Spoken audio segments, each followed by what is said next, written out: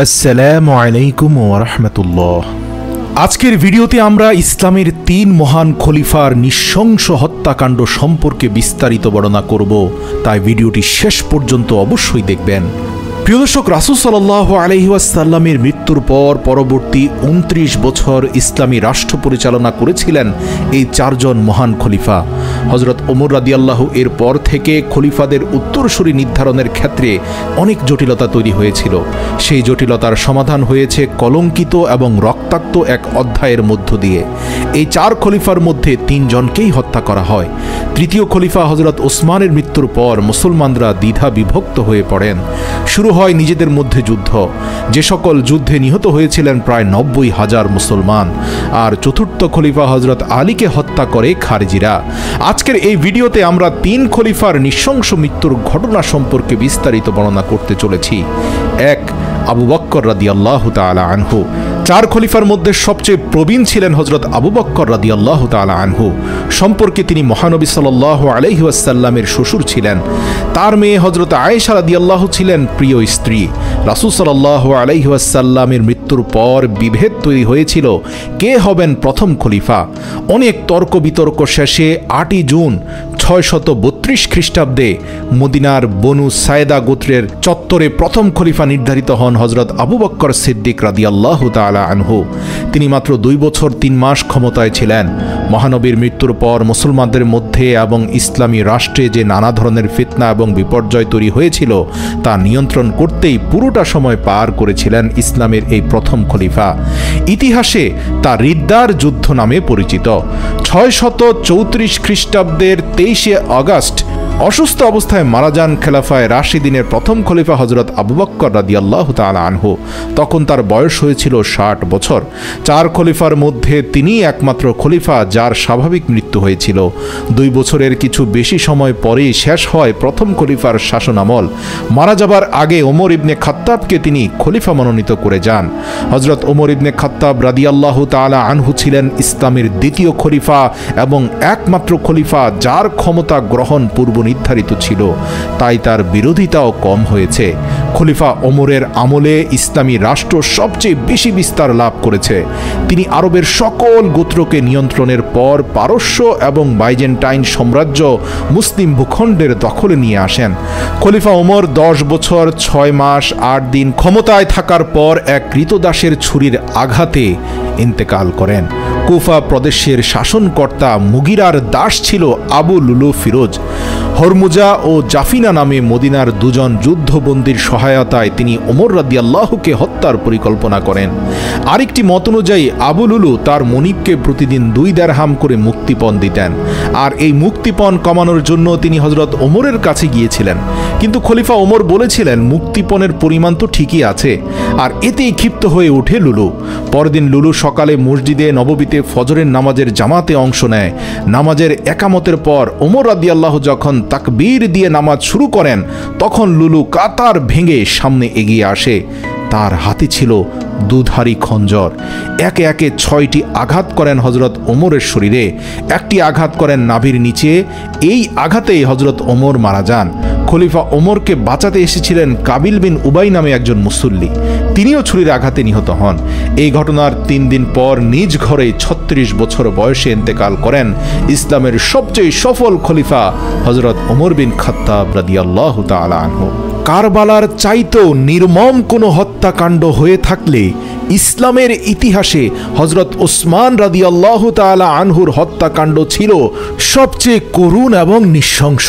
বিশেষ করে হত্যার পর বিদ্রোহীরা তার লাশের সাথে যে নির্মম ব্যবহার করেছিল তা ইসলামের ইতিহাসে সবচেয়ে নিকৃষ্টতম ঘটনা।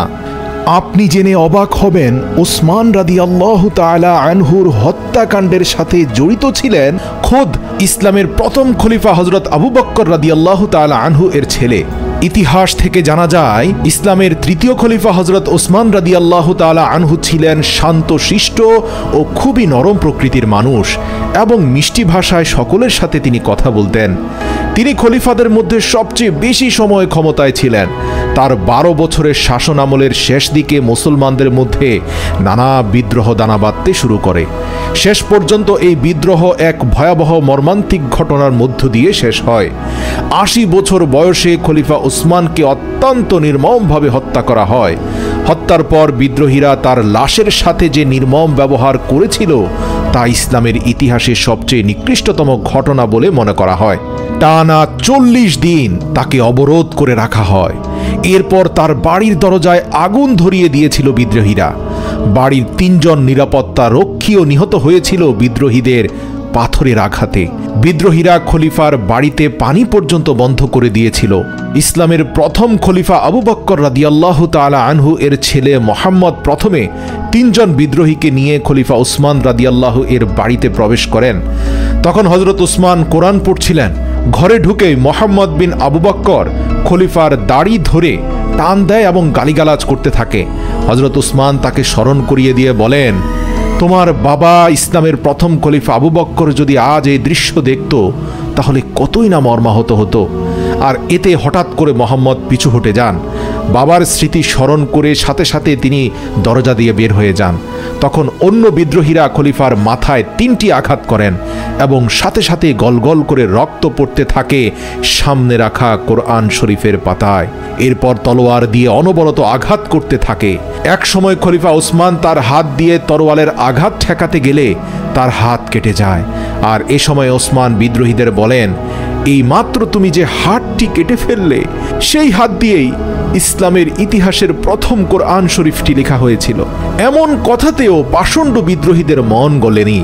খলিফার স্ত্রী নায়লা তাকে বাঁচাতে গেলে তলোয়ারের আঘাতে তার হাতের আঙ্গুল কেটে যায়। শেষে তরবারির আঘাতে খলিফা ওসমান মাটিতে যখন লুটিয়ে পড়েন তখন এক বিদ্রোহী তার বুকের উপর দাঁড়িয়ে 9 বার নৃশংসভাবে বর্ষা ঢুকিয়ে ইসলামের তৃতীয় খলিফা হযরত ওসমানের মৃত্যু নিশ্চিত করেন। হত্যাকাণ্ড শেষে বিদ্রোহীরা ফিরে যাবার সময় খলিফার বাড়ি লুট করে নিয়ে যায়, এমনকি তার শরীরের কাপড় পর্যন্ত খুলে নিয়ে যায়। এত নৃশংসতার পরেও বিদ্রোহীদের ক্ষোভ মেটেনি। তারা খলিফার লাশ দাফন না করেই 3 দিন আবর্জনার ভাগাড়ে ফেলে রাখে। আল্লাহর রাসূলের স্ত্রী উম্মে হাবিবা মসজিদে নববীতে দাঁড়িয়ে ঘোষণা দেন, তোমরা যদি ওসমানকে এখনই সমাহিত করতে না দাও তাহলে আমি মদিনার রাস্তায় নেমে পড়ব। তার এমন সাহসিক কথায় দ্রুত কাজ হয়।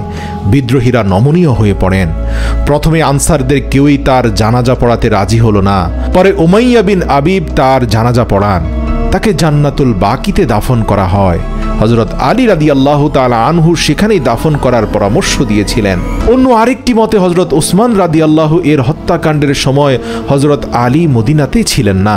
প্রশ্ন আসতে পারে, আল্লাহর রাসূলের এত বড় বড় সাহাবী থাকার পরেও এমন ঘটনা কেন ঘটেছিল? এর সঠিক উত্তর হচ্ছে, নিরপেক্ষতার দোহাই দিয়ে সকল সাহাবীরা ঘরের দরজা বন্ধ করে রেখেছিল। অনেকে মনে করেন প্রভাবশালী সাহাবীরা নিরপেক্ষ থাকার কথা বললেও মূলত বিদ্রোহীদেরকে মৌনভাবে কেউ কেউ সমর্থনও করেছিলেন। আবার অনেক ইতিহাসবিদরা মনে করেন সাহাবীরা মনে করেছিলেন বিদ্রোহীরা এতটা ভয়াবহ অবস্থা সৃষ্টি করবে না, হয়তোবা বিদ্রোহ করে ওসমান রাদিয়াল্লাহু তাআলা আনহুকে দাবি দাওয়া পালনে বাধ্য করবে। যাই হোক, মুয়াবিয়া রাদিয়াল্লাহু তখন ছিলেন দামেস্কের শক্তিশালী প্রশাসক। তিনি চাইলে তাকে রক্ষা করতে পারতেন। কিছু ইতিহাসবিদদের মতে মুয়াবিয়া রাদিয়াল্লাহু তাআলা আনহু আশা করেছিলেন হযরত উসমানের মৃত্যুর পর তিনি খলিফা হবেন এবং পরিস্থিতি শান্ত করতে সক্ষম হবেন। তাই হযরত উসমানকে 40 দিন অবরোধ করে রাখার পরেও কোনো প্রদেশ থেকে তাকে রক্ষার জন্য এগিয়ে আসেনি তার নিযুক্ত কোনো গভর্নর। কিন্তু প্রশ্ন হলো, কেন এত ক্ষোভ ছিল বিদ্রোহীদের?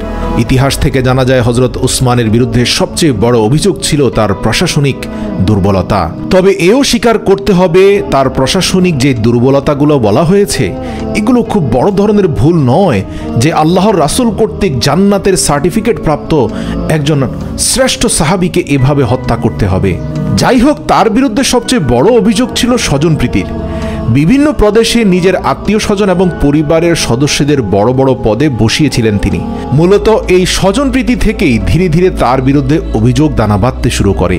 যেহেতু হজরত ওমরের থেকেও বেশি সময় ধরে তিনি ক্ষমতায় ছিলেন, অর্থাৎ 12 বছরেরও বেশি সময়, আর সে কারণে বিদ্রোহটা ভয়াবহ আকার ধারণ করে।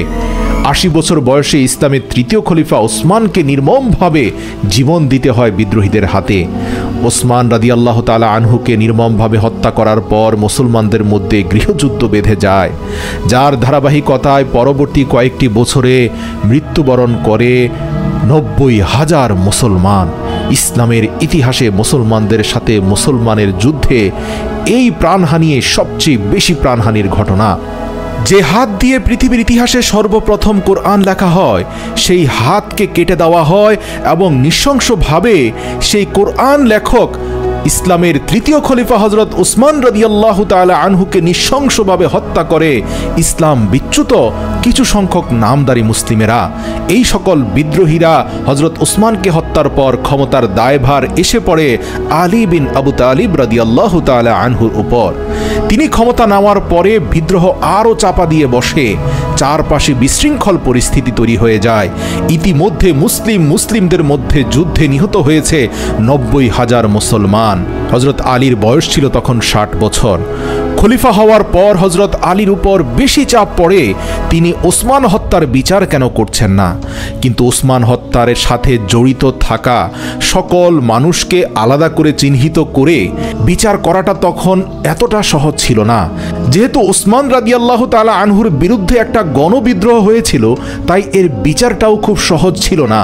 কিন্তু উত্তপ্ত পরিস্থিতিতে যারা ওসমান হত্যার বিচার প্রার্থী ছিল, তারা আলীর বিরুদ্ধে স্লোগান দিতে থাকে যে আলী এই হত্যার সাথে জড়িত। নাউযুবিল্লাহ। হজরত আলী বারবার এই অভিযোগকে সরাসরি প্রত্যাখ্যান করেন। কিন্তু ধীরে ধীরে পরিস্থিতি এত খারাপ হয়ে যায় যে শেষ নবীর স্ত্রী হজরত আয়েশা রাদিয়াল্লাহু তাআলা আনহু পর্যন্ত আলী রাদিয়াল্লাহু তাআলা আনহুর বিরুদ্ধে যুদ্ধ ঘোষণা করে যুদ্ধের ময়দানে নেমে পড়েন। তিনি নিজেই উটের পিঠে চড়ে যুদ্ধের ময়দানে আসেন এবং যুদ্ধের নেতৃত্ব দেন। এই যুদ্ধ ইতিহাসে বসরার যুদ্ধ বা জঙ্গে জামাল অর্থাৎ উটের যুদ্ধ নামে পরিচিত। এই যুদ্ধে হজরত আলী জয়লাভ করলেও উম্মুল মুমিনিন আয়েশাকে তিনি সসম্মানে মক্কায় পাঠিয়ে দেন। এটাই ছিল মুসলমানদের নিজেদের মধ্যে প্রথম গৃহযুদ্ধ বা প্রথম ফিতনা। হজরত আয়েশার মতো উসমান হত্যার বিচারের সবচেয়ে বড় দাবিদার ছিলেন আরও দুইজন, হজরত মুয়াবিয়া এবং ইবনুল আস। বসরার যুদ্ধে হজরত আলী জয় লাভের পরে সিরিয়ার গভর্নর হজরত মুয়াবিয়া রাদিয়াল্লাহু আলীর খেলাফতকে অস্বীকার করে বসেন। এর ফলে শুরু হয় হজরত আলী এবং মুয়াবিয়ার মধ্যে যুদ্ধ। ইতিহাসে এই যুদ্ধ সিফিনের যুদ্ধ নামে পরিচিত। মুয়াবিয়া রাদিয়াল্লাহু তাআলা আনহুর কৌশলের কারণে বাধ্য হয়ে আলী রাদিয়াল্লাহু তাআলা আনহু এই যুদ্ধে বিরতি দেন এবং আলোচনায় বসতে বাধ্য হন। তার সাথে মুয়াবিয়ার এই আলোচনায় বসা নিয়ে আবার জটিলতা তৈরি হয় মুসলমানদের মধ্যে। খারিজিরা বিদ্রোহ করে বসে। তারা মনে করেন মুয়াবিয়ার সাথে যুদ্ধ বন্ধ করে খলিফা আলী কাফের হয়ে গেছেন, আর তাকে প্রথমে তওবা করার দাবি জানান। হজরত আলী তাদের বোঝাতে ব্যর্থ হন যে তিনি ভুল করেননি, তিনি বাধ্য হয়েছিলেন এই যুদ্ধবিরতিতে, কেননা তিনি আর ফিতনা ছড়াতে চান না, মুসলিমদের মধ্যে রক্তক্ষরণ ঘটাতে চান না। হজরত আলী কোনোভাবেই চান না ক্ষমতার এ দ্বন্দ্ব সংঘাতে মুসলিম ভাই ভাইয়ের প্রতি যুদ্ধ করুক। কিন্তু শেষ পর্যন্ত পরিস্থিতি এতটাই খারাপ হয়ে যায়, যেই সকল বিদ্রোহীরা আলী রাদিয়াল্লাহু তাআলা আনহু কেন যুদ্ধ করেনি এর জন্য বিদ্রোহ করে, তাদের বিরুদ্ধে আলী রাদিয়াল্লাহু তাআলা আনহুকে যুদ্ধ করতে বাধ্য হতে হয়। এতে প্রায় 9,000 খারেজির সকলেই নিহত হয়েছিলেন। বেঁচে ছিলেন মাত্র 9 জন খারেজি। তারাই পরবর্তীতে কাবা ঘরে এসে একত্রিত হয়ে এক চরম আত্মঘাতী সিদ্ধান্ত নিয়েছিলেন, যা ইসলামের গতিপথকে পুরোপুরি বদলে দিয়েছিল। খারেজিরা মনে করেছিলেন মুসলমানদের মধ্যে এই গৃহযুদ্ধের জন্য মূলত 3 জন ব্যক্তি দায়ী, আর তারা হলেন হজরত আলী, হজরত মুয়াবিয়া আর আমর ইবনে আস। তাদের নিজেদের বিবাদের কারণেই মুসলমানদের মধ্যে এই যুদ্ধ। এই 3 জনকে একসাথে হত্যা করতে পারলেই ইসলামের শান্তি ফিরে আসবে। তারা সিদ্ধান্ত নেন নিজেদের জীবনের বিনিময়ে হলেও এই 3 জনকে হত্যা করতেই হবে। তারা এই 3 জনকে একসাথে হত্যার শপথ নেয়, আর এরা হলেন বাকের ইবনে আবদুল্লাহ, ওমর ইবনে বকর ও আব্দুর রহমান ইবনে মুলজাম। হত্যার সময় নির্ধারণ করেন 16ই রমজান। পরিকল্পনা অনুযায়ী সেদিন ছিল শুক্রবার। দামেস্কের মসজিদে হজরত মুয়াবিয়াকে হত্যা করতে বের হন বাকের ইবনে আবদুল্লাহ। হত্যার উদ্দেশ্যে তাকে আঘাত করলেও কোনো রকমে প্রাণে বেঁচে যায় মুয়াবিয়া। অন্যদিকে নামাজ পড়তে না আসায় আমর ইবনে আসকে হত্যা করতে ব্যর্থ হন আমর ইবনে বকর। আমর ইবনে আস মনে করে অন্য এক মুসল্লিকে খুন করে বসেন আমর ইবনে বক্কর। এই দুজনকে হত্যার প্রচেষ্টা সফল না হলেও সফল হয় হজরত আলীকে হত্যা চেষ্টা। শুক্রবার কুফার মসজিদে ফজরের নামাজ আদায় করতে আসেন খলিফা হজরত আলী। মসজিদের দরজায় ওত পেতে ছিল আব্দুর রহমান ইবনে মুলজাম। হজরত আলী মসজিদে প্রবেশ করতেই তার মাথায় প্রচণ্ড জোরে আঘাত করে আব্দুর রহমান ইবনে মুলজাম। হামলার 2 দিন পর 19শে জানুয়ারি 661 সালে ইন্তেকাল করেন খোলাফায়ে রাশিদিনের শেষ খলিফা হজরত আলী ইবনে আবু তালিব। তবে কারো কারো মতে হজরত মুয়াবিয়াই এই হত্যাকাণ্ডের মূল পরিকল্পনাকারী ছিল। নাউযুবিল্লাহ, এই কথার উপরে এজন্যই বিশ্বাস রাখা যাবে না, কেননা মুয়াবিয়া রাদিয়াল্লাহু তাআলা আনহু আল্লাহর রাসূল সাল্লাল্লাহু আলাইহি ওয়াসাল্লামের তরফ থেকে জান্নাতের সার্টিফিকেট প্রাপ্ত একজন সাহাবী ছিলেন। তার নির্দেশে হজরত আলী হত্যা হয়েছেন এমন ধারণা পোষণ করা সঠিক নয়। যাই হোক, পরবর্তীতে মুয়াবিয়ার নির্দেশেই খলিফা আলী হত্যার বিচার হয় এবং মুলজামকে মৃত্যুদণ্ড দিয়ে দ্রুত কার্যকর করা হয়। মৃত্যুর আগে হজরত আলী রাদিয়াল্লাহু তাআলা আনহু তার বড় ছেলে হাসান রাদিয়াল্লাহুকে পরবর্তী খলিফা নির্বাচিত করে যান, কিন্তু 6 মাসের মাথায় আবারও মুয়াবিয়ার সাথে চুক্তি করে তার হাতে খেলাফত হস্তান্তর করতে বাধ্য হন হাসান রাদিয়াল্লাহু তাআলা আনহু। আর এভাবেই শেষ হয়ে যায় ইসলামের 29 বছরের স্বর্ণযুগ, খোলাফায়ে রাশিদিনের যুগ।